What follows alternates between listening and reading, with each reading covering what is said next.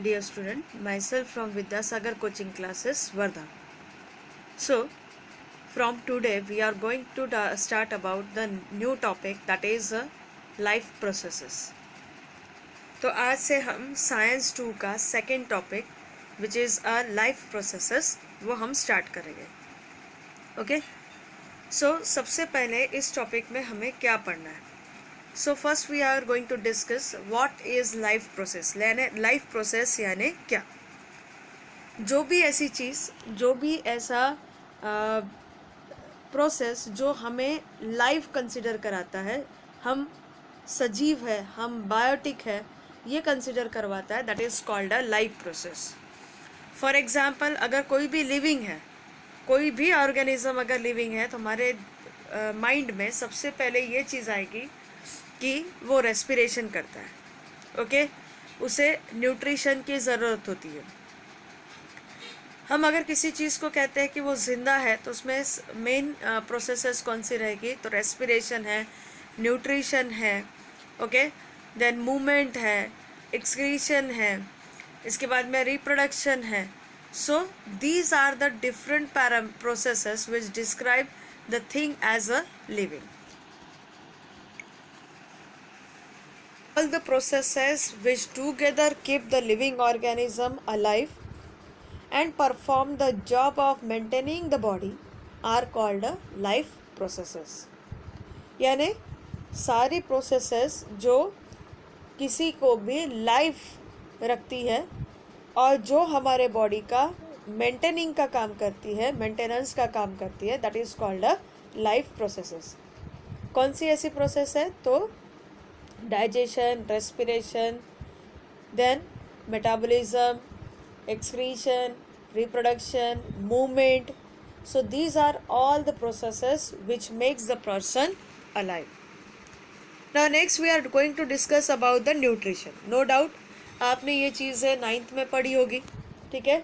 सो अगर हमें life processes के बारे में पढ़ना है तो हमें न्यूट्रिशन के बारे में पढ़ना ही है. सो एक 9th का रिवीजन पार्ट लेके समझ लीजिए. So what is nutrition. जो हम खाना खाते हैं, that is a whole food we take, ठीक है, और उससे जो केमिकल कॉन्स्टिट्यूएंट जो हमारे बॉडी के लिए इसेंशियल है, वो जो हमें मिल रहा है, that is called a nutrient. और ऐसा प्रोसेस जो हमें न्यूट्रिएंट दे रहा है, that is called a nutrition. So it is defined as the process of intake of nutrients and its utilization by an organism in various biological activity. Okay, so process of taking nutrients. Nutrients यानी क्या, जो हम food खाते हैं वो nutrient नहीं है. Nutrient यानी वो फूड में जो केमिकल सब्सटेंस प्रेजेंट है, जिसे हम carbohydrate, protein, fats, vitamins, mineral के फॉर्म में जानते हैं, that is called a nutrient. ये न्यूट्रिएंट हमारी बॉडी लेती है और ये न्यूट्रिएंट्स का इस्तेमाल हमारी बॉडी कई एक्टिविटीज़ के लिए परफॉर्म करती है. सच एज कार्बोहाइड्रेट जो है एनर्जी प्रोवाइड करता है, प्रोटीन्स जो है वो हमारे बॉडी में मेंटेनेंस, ग्रोथ, डेवलपमेंट, रिपेयरमेंट इसके काम आता है. फैट जो है that is use for the insulation, then lubrication, ठीक है, इसलिए परफॉर्म होता है, या सेकेंडरी सोर्स ऑफ एनर्जी के तौर पे हमारी बॉडी उसे यूज़ करती है. सो जो केमिकल एक्सट्रैक्ट होते हैं फूड से, that chemicals are use for the biological activities of our body, then it is called a nutrition. Okay, so this nutrition is of 3 types. The mode of nutrition is of three types: autotrophic nutrition, heterotrophic nutrition and saprophytic nutrition. So autotrophs, auto का मतलब होता है self. It is made up of 2 words, auto and trophs. So auto means self, trophic means having a nutrition.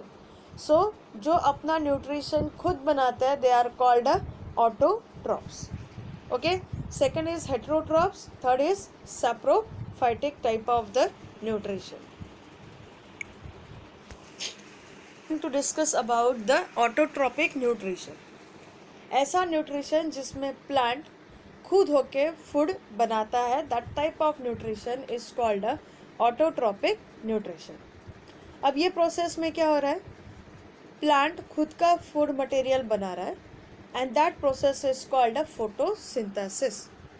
Photo का मतलब होता है light, synthesis का मतलब होता है टू प्रिपेयर द फूड।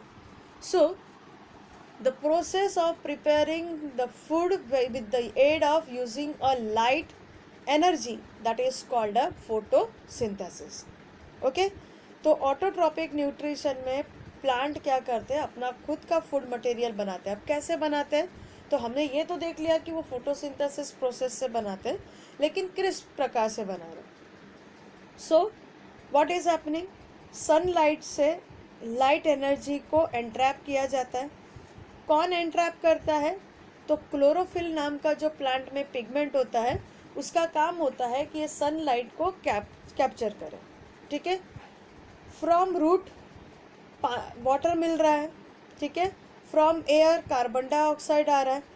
तो in presence of sunlight and chlorophyll, this carbon dioxide and water is converted into the glucose। यहाँ रिएक्शन देखिए, 6CO2 plus 12H2O gives C6H12O6 which is a carbohydrate plus 6O2 which is oxygen and 6 molecule of water is reformed.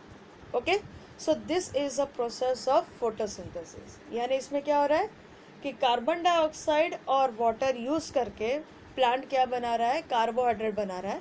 So this process is called a photosynthesis. Okay, why it is called photo, because it is using a light।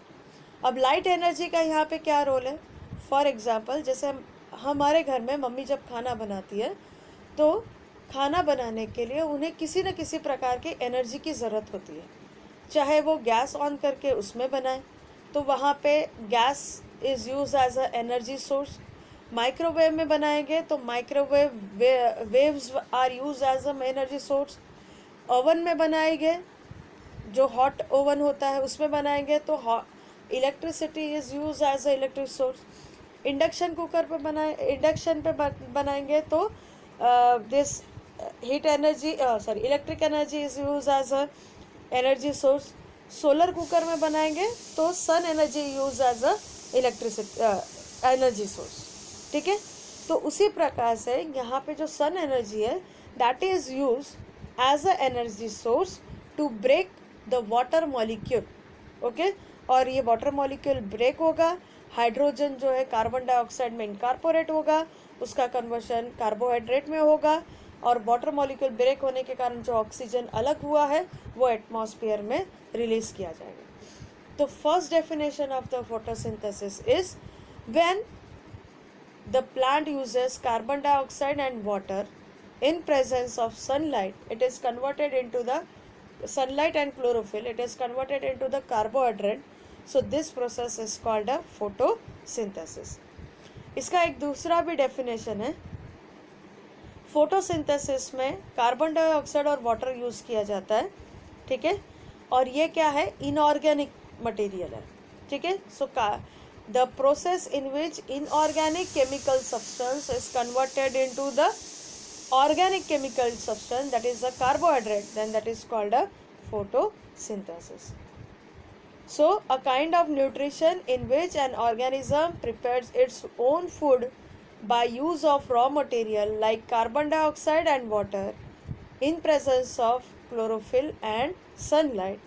So this type of nutrition is called a autotrophic nutrition. In short autotrophic nutrition कौन करता है, तो plants जिसके पास में chlorophyll है वो autotrophic nutrition करेंगे। इसके अलावा lower organism, some kind of bacteria, ठीक है, जैसे कि यूग्लिना जिनके पास में, या ब्लू ग्रीन एल्जी जिसके पास में क्लोरोफिल है, या क्लोरोफिल जैसे कुछ पिगमेंट्स है, ठीक है, कैरोटीन पिगमेंट्स है, एंथोसाइनिन पिगमेंट है, ऐसे कुछ organism है, they are going to do autotropic type of the nutrition।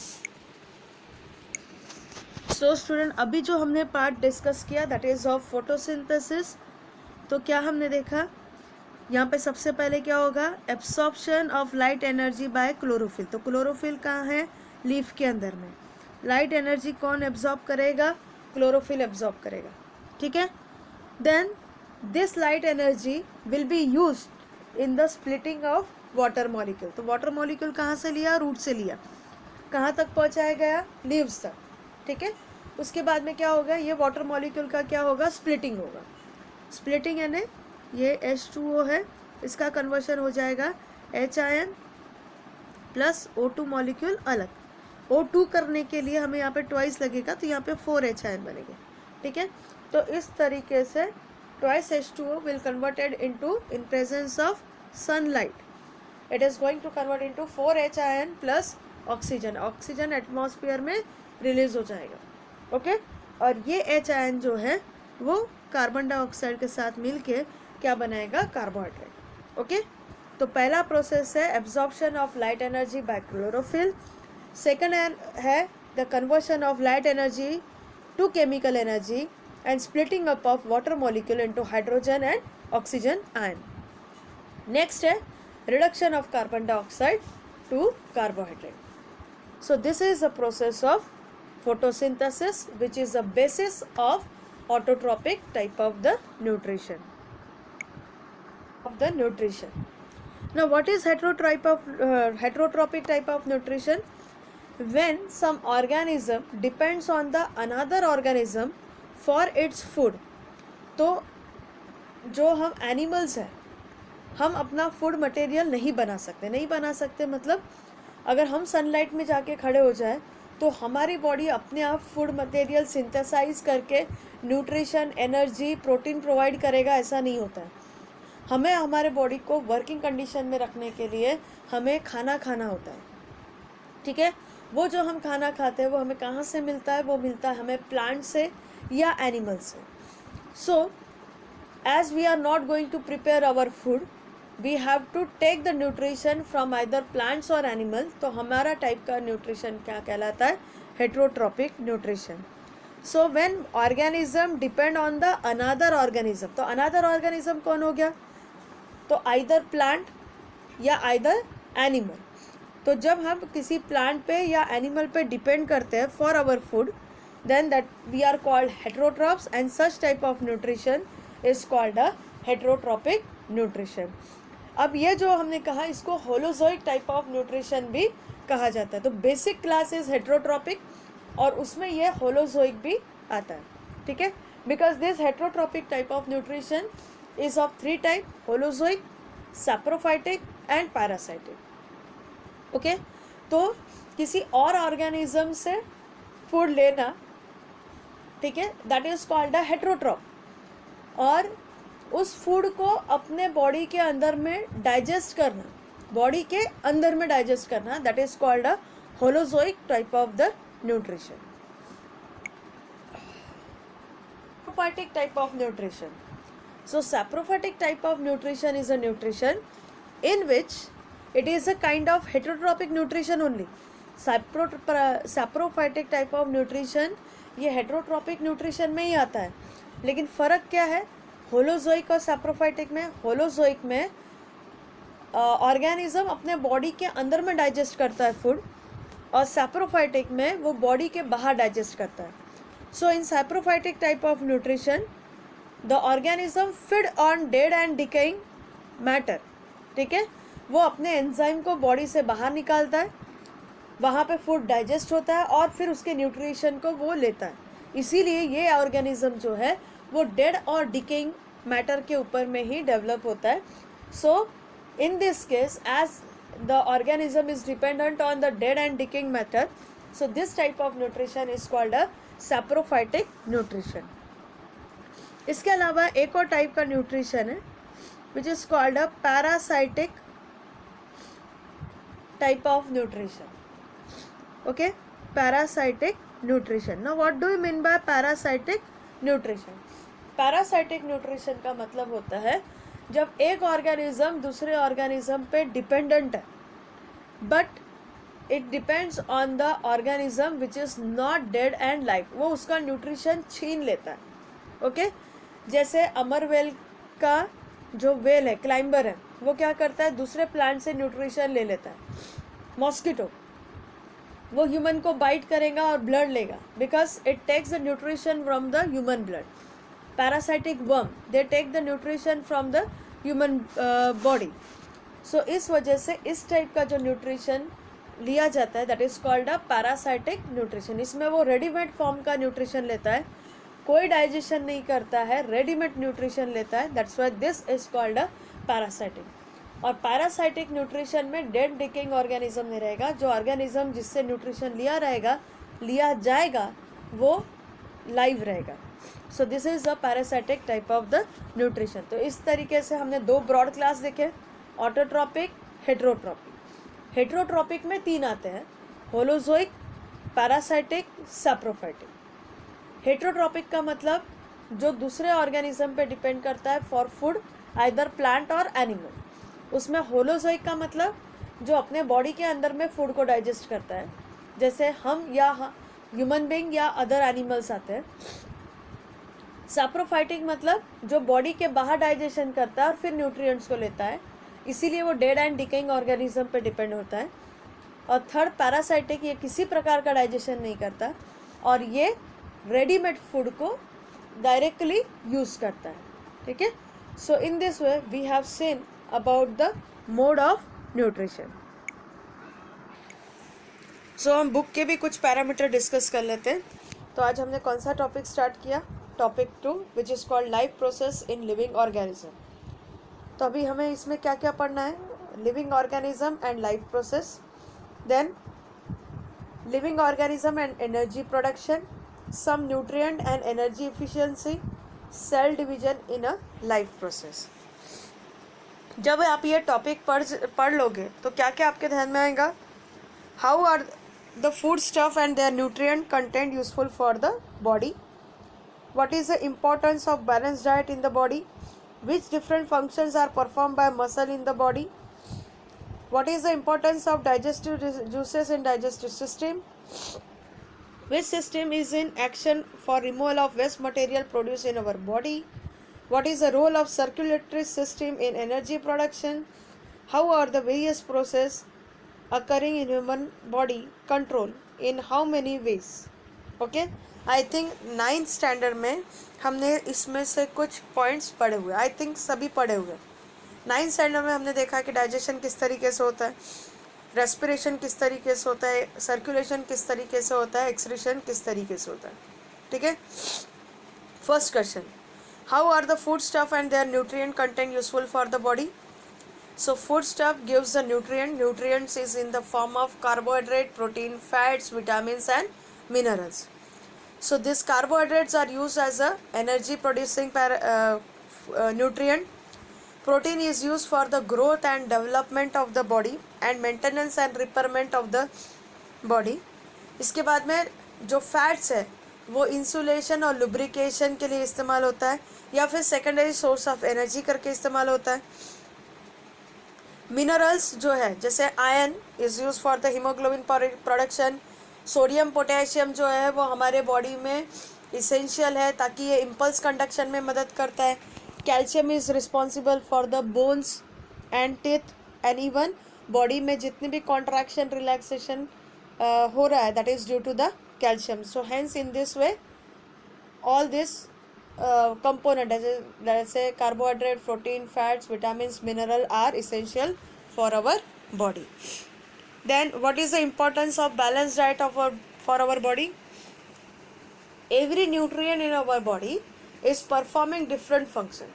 ऐसा कभी नहीं होगा कि हमने कार्बोहाइड्रेट ज़्यादा खा लिया तो हमारे बॉडी के सारे रिक्वायरमेंट फुलफिल हो रहे, बिकॉज कार्बोहाइड्रेट हमें आयरन नहीं प्रोड्यूस करेगा जो हीमोग्लोबिन को बनाने के लिए काम आएगा. So every component is performing its function, जो अभी मैंने फर्स्ट क्वेश्चन में डिस्कस किया. That's why balanced diet is highly required. Which different function are performed by muscle in the body? Muscle क्या function करते हैं? तो muscles are made up of protein. They are involved in the contraction and relaxation. ठीक है. अगर वो contract और relax नहीं होगे तो हमारी body movements नहीं कर पाएगी. So they are directly and indirectly both the way they are involved in the muscle movement, body movement. Okay. इसके अलावा जो रिफ्लेक्स एक्शन हमारे बॉडी में प्रोड्यूस होता है कि जैसे हमें किसी भी चीज़ का अगर रिस्पॉन्स मिल जाए, ठीक है, जैसे हमें टच का सेंसेशन है, पेन का सेंसेशन है, so that is executed by the muscle. So what is the importance of digestive juices in digestive system. तो यहाँ पे भी हमें डाइजेस्टिव सिस्टम एक रिकॉल करना है, तो हम उसे वहाँ पे डिस्कस करेंगे. Which system is in action of for removal of waste material produce in our body. तो excretory system. What is the role of circulatory system in energy production. तो सर्कुलेटरी सिस्टम जो है that is responsible for transfer of nutrients and oxygen to the each and every cell of our body. अगर circulatory system नहीं रहेंगी तो oxygen और nutrient provide नहीं हो सकेंगे सेल की तरफ और एनर्जी प्रोडक्शन नहीं होगा. Then how are the various process occurring in human body. Control in how many ways. So that we have seen in control and coordination. तो कुछ आंसर इसके जो है वो अभी भी हम डिस्कस करने वाले हैं और कुछ आंसर आपके 9th में ही हमने ले लिए थे, ठीक है. जो 9th में ले लिए थे उसे एक रिकॉल करके इस्तेमाल किया और जो अभी हम पढ़ने वाले हैं उसको हम डिटेल में देखेंगे. स्टडी किया, आज हमने स्टडी किया living organism and life processes. So we have seen that various organ system are continuously performing their function in a human body. तो हमने वही कहा कि जो भी जितनी भी प्रोसेसेस हमारे बॉडी में है जो हमें जिंदा है ये बताती है वो कौन सी है. डाइजेशन होता है, डाइजेशन लिविंग सिस्टम में ही होता है. रेस्पिरेशन होता है, सर्कुलेशन होता है, एक्सक्रीशन, कंट्रोल एंड कोऑर्डिनेशन, ठीक है. Different external and internal organ are performing their function independently, जिसको हम कंट्रोल एंड कोऑर्डिनेशन कहते हैं, वो सिर्फ किस में होता है, that is in living system. This overall system is in action in more or less same way in all organism. सभी ऑर्गेनिज्म में, लिविंग ऑर्गेनिज्म में हमें ये सारी चीज़ें दिखाई देंगी लेकिन थोड़ा डिफरेंस रहेगा. जैसे रेस्पिरेशन सभी में दिखाई देगा लेकिन फिश जो है वो गिल से रेस्पिरेशन करेगा, हम लंग्स से करेंगे, कोई बुक लंग से करेगा, ठीक है. तो इस तरीके से कुछ मोड में डिफरेंस रहेगा. So those are in the need of continuous source of energy for this purpose. तो हमें जितनी भी लाइफ प्रोसेसेस है वो करने के लिए किसकी ज़रूरत पड़ेगी, न्यूट्रिएंट की, एनर्जी की. एनर्जी हमें कहाँ से मिलेगी, न्यूट्रिएंट से, ठीक है. So this nutrients are carbohydrate, fats and lipid. Protein भी है, कार्बोहाइड्रेट, प्रोटीन, फैट्स जो है वो मेन न्यूट्रिएंट्स है. नेक्स्ट इज माइनर न्यूट्रिएंट्स में आता है विटामिन एंड मिनरल. कार्बोहाइड्रेट और फैट क्या प्रोवाइड करते हैं, they are the main source of energy, ठीक है. ये आपको ध्यान रखना है. कार्बोहाइड्रेट और फैट एनर्जी के सोर्स है, लेकिन जब तक हमारे बॉडी में कार्बोहाइड्रेट है, कार्बोहाइड्रेट को फर्स्ट प्रेफरेंस मिलेगा एज अ एनर्जी सोर्स और उसके बाद में नेक्स्ट प्रेफरेंस मिलेगा फैट को. And it is harvested by the mitochondria present in each cell. तो एनर्जी कहाँ पे बनती है, माइटोकॉन्ड्रिया में. ये आपको याद रखना है. It is not like that only food stuff is sufficient for the energy production but oxygen is also necessary. अब यही पार्ट हमने डिस्कस किया अभी ऊपर के क्वेश्चंस में. क्या डिस्कस किया हमने कि what is the role of circulatory system. तो उसमें हमने क्या कहा कि सर्कुलेटरी सिस्टम जो है वो न्यूट्रिएंट्स को माइटोकॉन्ड्रिया तक और ऑक्सीजन को पहुंचाने के लिए काम आता है, ठीक है. वहाँ पे ही ये कार्बोहाइड्रेट और ऑक्सीजन कंबाइन होता है और एनर्जी प्रोड्यूस करता है. इसलिए एनर्जी प्रोडक्शन के लिए हमें किसकी ज़रूरत पड़ेगी, तो हमें पड़ेगी ज़रूरत कार्बोहाइड्रेट और ऑक्सीजन की, या कार्बोहाइड्रेट, फैट्स और ऑक्सीजन की, okay. So all this food stuff and oxygen are transported up to the cell via circulatory system. Beside, it is coordinated by the control system of our body. Each life process contributes in its own way in the process of energy production. Functioning of all these life processes also required energy. तो हमारे body में जितनी भी process होती है उसे हमें क्या लगती है, एनर्जी लगती है. और वो हमें कहाँ से मिलती है, न्यूट्रिशन से.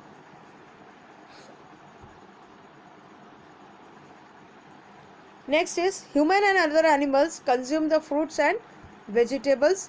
Plants are autotrophs. They prepare their own food.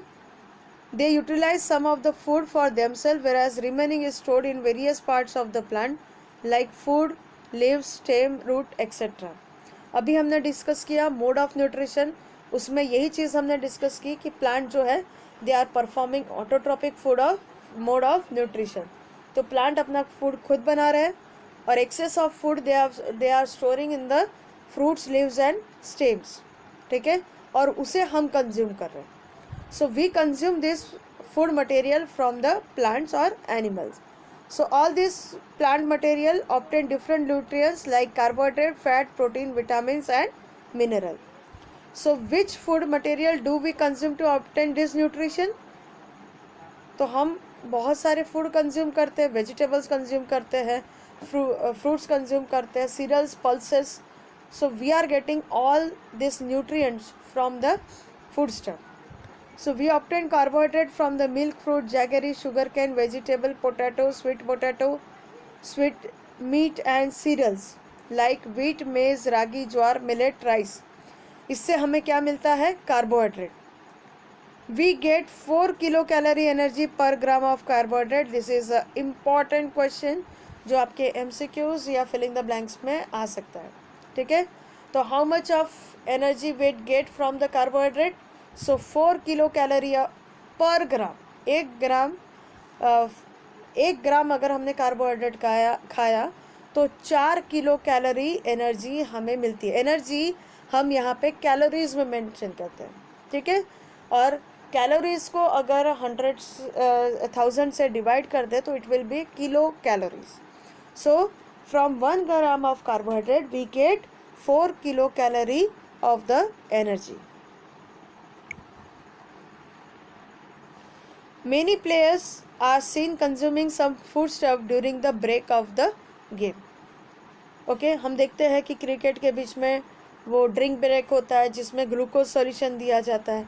That is all for the source of energy. Okay student, so today we have started with the second topic of your science 2, that is the life processes. और आज के इसमें हमने देखा कि life processes यानी क्या होते हैं.